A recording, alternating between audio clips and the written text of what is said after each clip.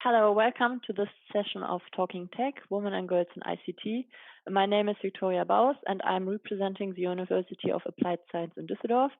I'm excited to have a discussion about tech and tech careers with Susanne Fabry, board member of RheinEnergie. Talking Tech is a series in support of Girls in ICT Day 2020 to 2022. It's always dated the fourth Thursday in April, and the objectives of Girls in ICT Day are to help to create a global environment that empowers and encourages girls and young women to consider studies and careers in the growing field of information and communications technologies.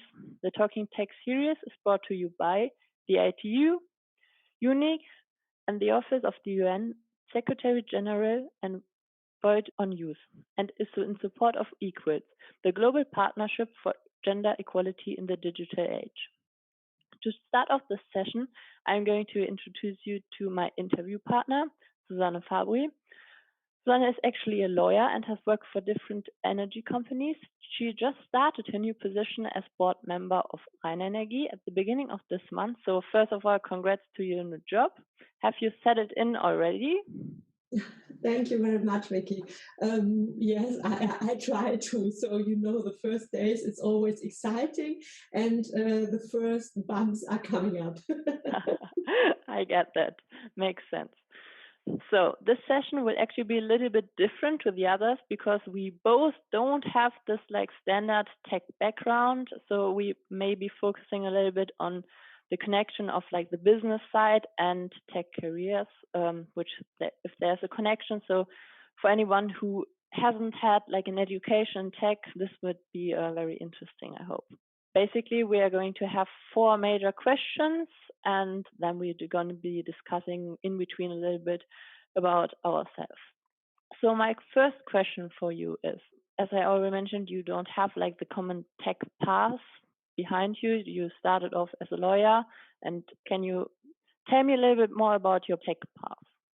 Yes, so thank you very much. Yes, indeed, I started as a lawyer and I worked always for energy companies. So I started during my studies already to work on the business area in an electricity company.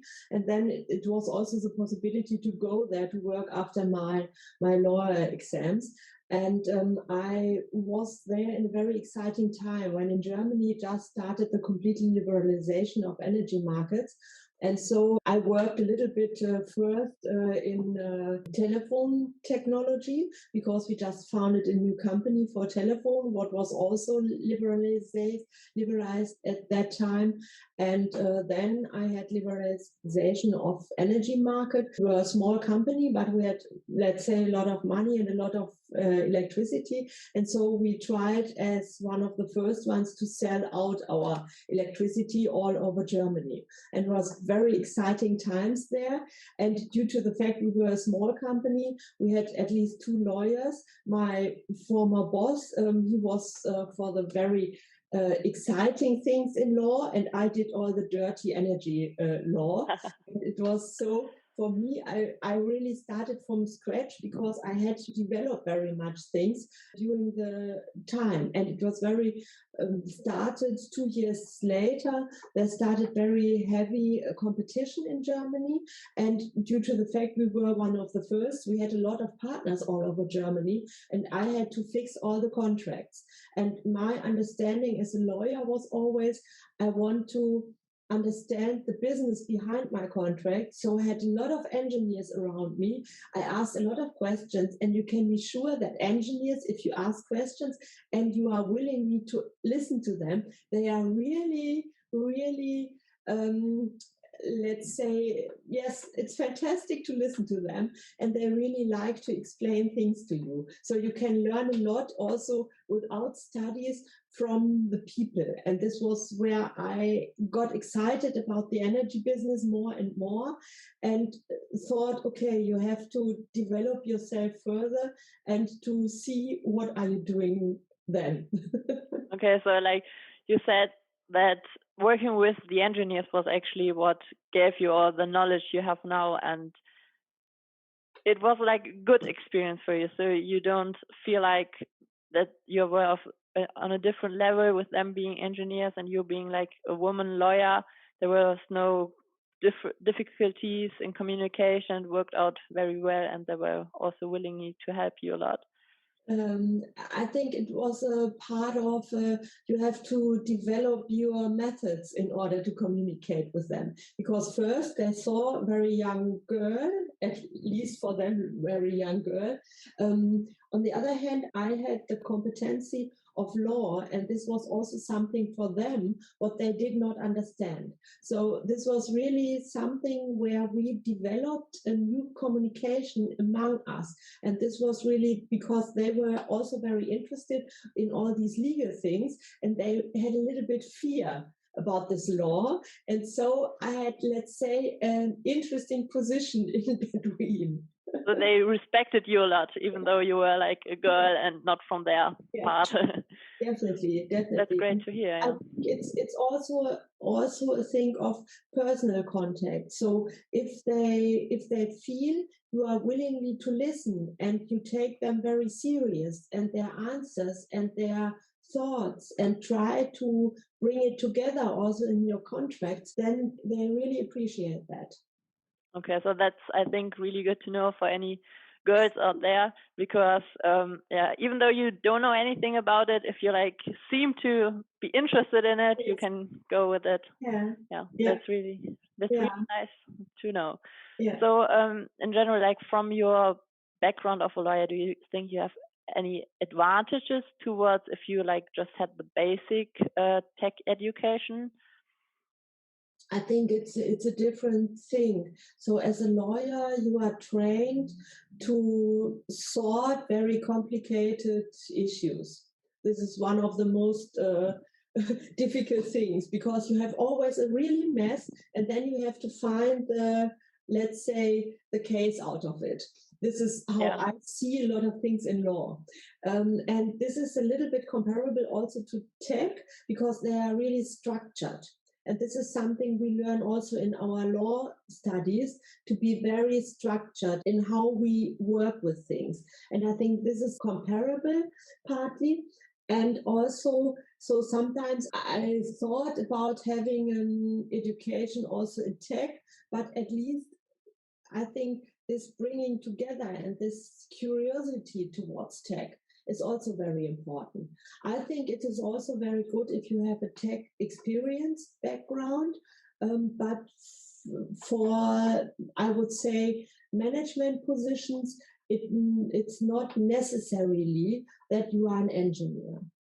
Okay, so I think like also what is really important is that like I think work experience weighs a lot more than actually going to college, because like what I learn in college, so I study business, so also not tech based, but at the same time I work for a company, and the things I do in college versus the things I do at the company are completely different.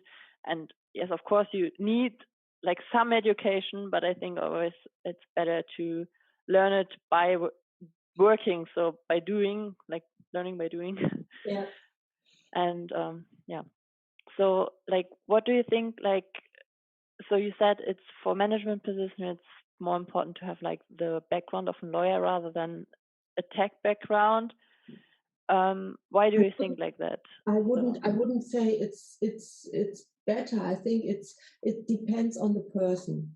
Okay. This is always for me, when I see organizations and how they work, how people work together, it depends on the persons. It depends. One thing is on your background, and it's really for there are positions where it is really important to have the right background, also in tech background. So you have very difficult tech issues that you have to understand very deeply in order also to be able to work in that area.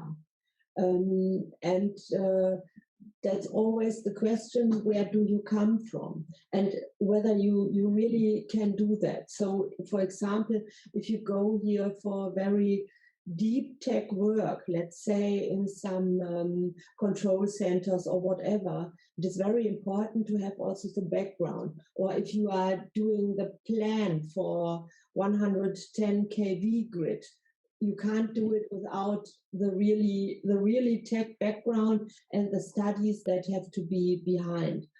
And when you come to, let's say, we have in Germany also since liberalization, sort like we call it Netzwirtschaft. So it's economies of grid. And you are doing the regulation things where it is really useful to have a lawyer background. And we see a lot of lawyers in the regulation issues.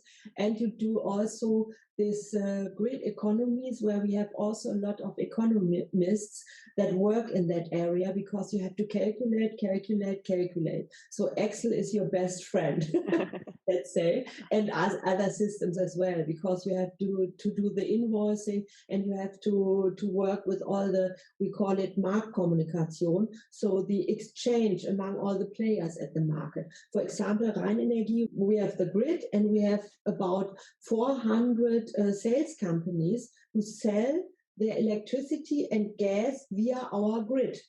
So we have also the big RheinEnergie, which is our, let's say, own sales company. But on the other hand, we have a lot of other companies and it has to work. And so you have a lot of processes which are completely working themselves. So it's really interesting field. And also there you come from a different angle. And this is, I see in a lot of tech positions that you come from a different angle. So for example, I have a very good friend. She is an engineer herself. Yeah. She's also now in a leading position in a company.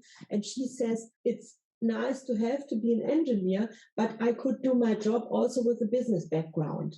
Because you have then later on, if you are in higher management levels, you have a lot of tech people there, around there. And the most important thing is, once again, communication. So like the mix makes it. So you can only be successful if you have different from different parts who have different perspectives on the matter. I get that. Yeah, sure. Okay, so let's go to the next question, which is like, do you have any lessons that you learned along the way to your board member position that you like to share with us? So one thing is work hard. It is always. it is always, and I think this does not. There is no difference between men and women.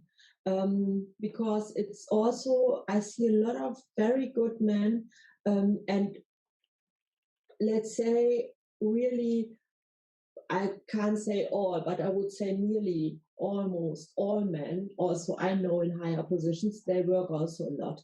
So I think work hard and understand your business is very important. And then also have targets. So this is something I discuss often with mentees. I'm in mentoring programs, and the mentees, they are a little bit scared when I ask them in one of the first sessions, okay, well, what's now on? And she tells them something, and afterwards then I ask, okay, and what do you think? What is in 1 year? What are your targets? What is in 5 years? And where do you go in your life? So this is also something I learned from a good friend. I sometimes sit down and write my targets for the year and also my targets for the next 5 years. And this is really, really interesting because you can keep it away afterwards. But if you have it in your mind, in your head, and this is something really where you then get along, I would say. So because then you are more focused on some things. And yes, I get that. Yeah. And also I did a lot of things along the way. For example, when I went to Czech, I was 5 years in Czech Republic also as a lawyer, and did there a lot of M&A business. So I learned also complete different side of the business, and it is nowadays very helpful for me if we have discussions also from the technical point of view with other companies, how to organize it, how to bring it together, all these things. It's also very interesting, and you should be focused, but on the other hand, don't worry to make some rounds are interesting. Okay, as you just mentioned, so we are both based in Germany, actually, like not even half an hour away. For anybody who's wondering. So, do you think were there a lot of difference between the Czech Republic and Germany, like in the way of working? Um, it was when I went to Czech Republic. It was in 2006, and I Okay. think it was different because first of all, culture is different. Yeah, Um, sure. Yeah. and I tried to, let's say, a little bit assimilate in the culture. So I learned Czech also at that time. Oh, Um, nice. 5 years, and it's horrible. No, it's not a disaster. Mluvím perfektní, říká učitelka. So this was Czech. Okay, nice. I don't understand where. You are talking very well. I think it's Czech people were at that time, they were not so long in the EU. They were very keen to get things, to get ahead. I had a lot of very good people there, and they were really very engaged in all the things. And all of them, they know we are only 10 million Czech. Nobody is able to speak our language. They all learned English, German, Spain. They were so fantastic in the languages. And I think this is also something I learned. Let's say I was very good in French at school. I had Latin, and I learned English during my MBA. I did an MBA when I was mid-30, Okay. MBA, and I had to learn English once again because it was really this was really a disaster. And Again, I think it's the difference because, like, in Germany, everything is like, also every movie, it's like translated into yeah, German, so you don't really have the need to yeah, be that good at speaking English unless you want to go like abroad or something. yeah. So I also have like a lot of friends who are like broken in English and they are always scared to speak. Yeah. Yeah. Yeah, and it's really interesting and important to train your brain Yeah. with languages. It was also for me the decision to learn Czech because when you are there, you are like in China. It's really, you don't Yeah. understand anything. It's really, You and feel like excluded from the group. yeah, So from I, food, from the people, from the culture. And this is, I think people in Germany, I see at the moment also different generations, let's say. Elderly people who are still working, so they are not elderly, but the ones like me we are 50, they are very experienced, but they are not so much, let's say, fighting for the future. A lot yeah. of them are waiting and doing their job in a very good manner, but they are waiting. And we have the new generation, the younger people, I would say 30 and below, especially, they have different interests. They want to design their life in a different way. And this is also very interesting for me to work with them because you learn a lot of things. And also, this is something I learned during my work to bring these people together because this is also diversity. It's not only men, women, it's not only engineers, lawyers, business people, and it's also elder and younger people. Yeah. It's really interesting also to see. Once I had a situation, there was a very young woman who just finished her studies. And she had a Turkish background from her family, Oh, but nice. Yeah. Turkish background. Also, she looked like. And then we put her to a very, let's say, small village with a electricity and gas company where only worked 5 or 6 monteurs and so on, and only one, let's say, one businessman. And she had to do some office work there and the contact with the clients. And it was fantastic to see how they developed together. Before I Nice. thought, okay, how is it working? And they learned so much from each other. It was really, really fantastic for me to see. And everybody had a lot of fun. Yeah, I think that's what is really important. Like that you have like you should really be different to your colleagues because then you can learn the most. Yeah. And of course, like if the difference are too big, then you won't get along. But like some difference are way. When I started this job here, I'm still like the youngest.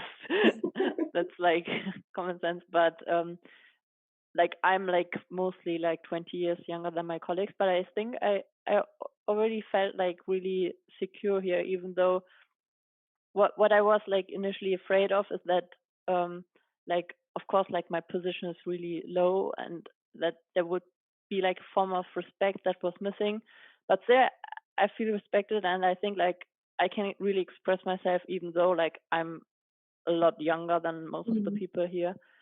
And I think that's really like, don't be afraid to start anything just because you won't fit in with the group. Like maybe that's what makes you special. It's really important to know. Yes, it's also a kind of openness to other people. Yeah. Openness and respect for their values, for their visions, for their interests. So to really be open, curious, and try to, let's say, find a common solution. Yeah. Okay, so like we already shared a lot, but still I have one more question, a little bit about work and life balance. So I myself, I did competitive swimming during high school. I stopped for different reasons, but like now I think like I do a lot of sports, and I think it's kind of hard to now like I only have like an assistant job, and still I don't feel like I have too much time to do my sports, and like I'm only 21, so it takes a lot of time till I have family and stuff. But like, how do you manage like having a life beside your job? Because obviously you are working like a lot of hours a day. For me, it's normal. One thing is I really like working, so I'm really interested in so many topics. So I try really to focus on them. So for me, work is also, let's say, and we had a professor during our MBA, and he asked us, what is your expectation? What should the program be? Whatever. And then we said, also, a lot of us wrote down fun. You don't have to see it as, oh, we have party all the time, but really, if you have a good vision of your work, then it's already one thing, because then it gives you energy. And true, yeah. And it's every day, every morning, it's your own decision how your day is. This is really something. I had also really days where I said, oh no. And then I thought, okay, it's your decision. Try to make best out of it, what is coming this day. And do you think it changed because of COVID? Because like, I know like when I used to go like to work every day, I had like, well, I still have fun, but I had way more fun if you see like all your colleagues, and now I only see like 3 other people when I'm in the office. Do you think it changed a lot? Yeah. Yeah. Yes, that's right. And that's a question how still you make, let's say, for you the best out of it. So try to find, we had last year when COVID started, I was really, because I worked away from home, so I had a small flat near my office, and it was really a disaster, because normally I go a lot of evenings out with colleagues, whatever, with friends, and nothing. And I sat every evening in this small flat and was really disappointed. And then 2 of my friends, they made up a group, and every Tuesday evening, 8:30, we sat in front of our tablets, had fun, had some drink, we experimented a little bit, we had really funny pictures afterwards, and so on. So this is also something you can really look forward to all over the day. Yeah, that's nice, yeah. And this is also something you have to at least also to make decisions. What do you want? And what is also your private life, and you have to, let's say, to make clear cuts for yourself. And if you make clear cuts for yourself, also the outer world will notice that. Because, for example, at the weekend, I try really not to go to the phone. So the phone at weekends is lying in one room, and sometimes I have to look whether there's really something from the company, but I try really to make cut and remove it. Also, some of my friends complain because at the weekends they don't get me so well on the phone. And it's your own decision how you organize you, and you have to find your system. There are colleagues who, for example, are in office until 4, then go home, keep the children, and make something with the children, and make 1 hour in the evening. So for me, I stay longer in office, and then I make the evening. At the moment, it's once again a little bit difficult, because due to COVID, I'm often lonely flat. So basically, you're saying like you have to work should feel like your free time because you enjoy it that much, and when you like really have free time, you should like leave work behind. Yeah, so like enjoy a happy life. yeah, and you have.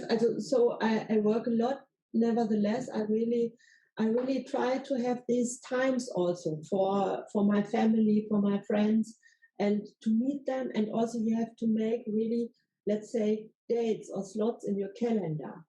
Yeah. Because this is if you always say, oh, we should, then it doesn't work. You have to make the dates and then you go. And And everything. sometimes you have dates where you think, oh, have I to go? And then my husband says, you have the date, you go. And afterwards, it's really also that you enjoy it. Yeah, that's true. And this is also openness and curiosity. So, some last words. Yeah. What do you have anything you want to tell any young girl that like obviously sees you, like how you developed your career, like something you want to tell her? I would say go for it. That's nice. Okay, so thanks for the nice chat. Thank you very much for your nice questions, and hopefully we can give younger girls an insight also to go to tech and also to focus on tech. Maybe also if you have another background from your education. It's also doesn't matter what you learned in school. You can always go for it if you wish to. Yeah. Have a nice day. Thanks for the chat. Thank you very much. Yes.